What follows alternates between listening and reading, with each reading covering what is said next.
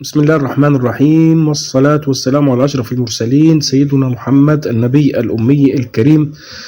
أهلا بحضراتكم في لقاء جديد من قناة أخيكم الدكتور الصيدلي يوسف الأنصاري.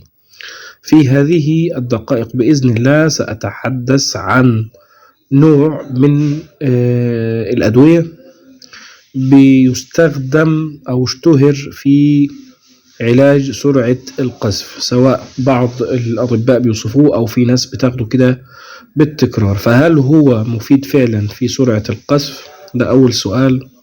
هل هو ممكن يؤثر على أداء العملية الجنسية بشكل صحيح؟ هل هو بيستخدم في أغراض تانية؟ وإيه المحاذير بتاعته؟ أطلب من حضراتكم الصلاة على النبي صلى الله عليه وسلم، ولو في تعليق، وما تنسوش تدوسوا على الإعجاب لأن ده بيدعم القناة، وأنا بطلب الطلب ده من حضراتكم فضلا لا أمرا. باختصار، هذا الدواء الاسم العلمي بتاعه الجابا بنتين، سواء اسمه جابيماش، اسمه كونفنتين، اسمه يعني في أسامي تجارية كثيرة، ولكن أنا بتكلم على الجابا بنتين أيا كان اسمه. تمام.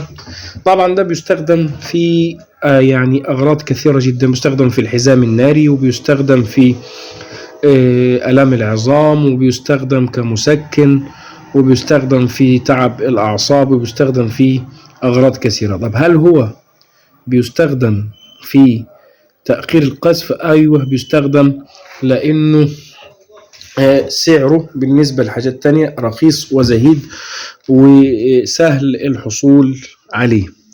تمام.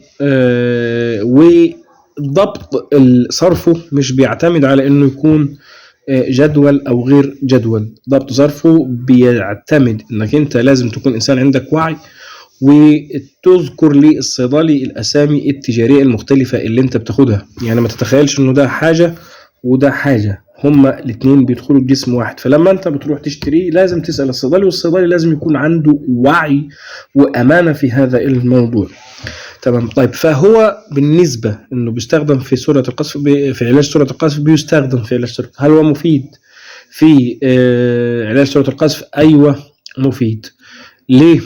اول حاجة يعني سهل الحصول عليه. سعره بالنسبة لبعض الأدوية اللي الناس بتستخدمها رخيص وسهل الحصول عليه. وأيضا هو بيزود الشعور بالراحة والشعور بالسعادة في الجسم. فمن هذا المنطلق بيؤدي إلى علاج سرعة القذف. ولكن في ناس كتير بتفرط في تستخدمه كثير جدا. احذر هذا الدواء، لأنه ممكن مع الوقت يؤثر على أداء العملية الجنسية. بل مش بس كده، ده ممكن يفقدك المتعة تماما. ممكن يخليك ما تحسش انه في متعة بينك ما بين زوجتك.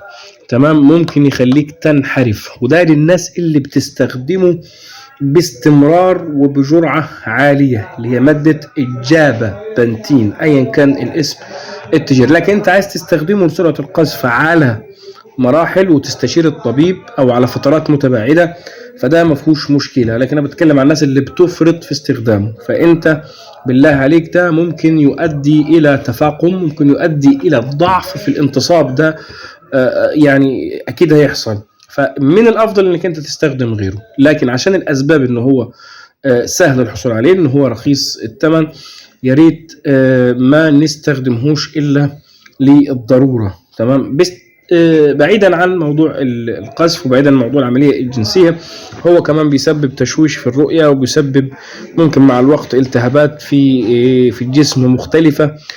فدول الكلمتين او المعلومات اللي انا كنت حابب يعني اوضحها لحضراتكم باختصار شديد. ما تنسوش تشتركوا في القناة وتفعلوا زر الجرس، ويا ريت تدوسوا على اعجاب. ده بيدعم القناة. وانتظروني في فيديوهات أخرى، وانتظروني في معلومات عامة عن الأعشاب. أخوكم يوسف الأنصاري، صيدلي وخبير الأعشاب. الطبية. أي سؤال تحت يعني أمر حضراتكم بإذن الله ما دام الوقت مسموح لي. تحياتي لكم والسلام عليكم ورحمة الله وبركاته.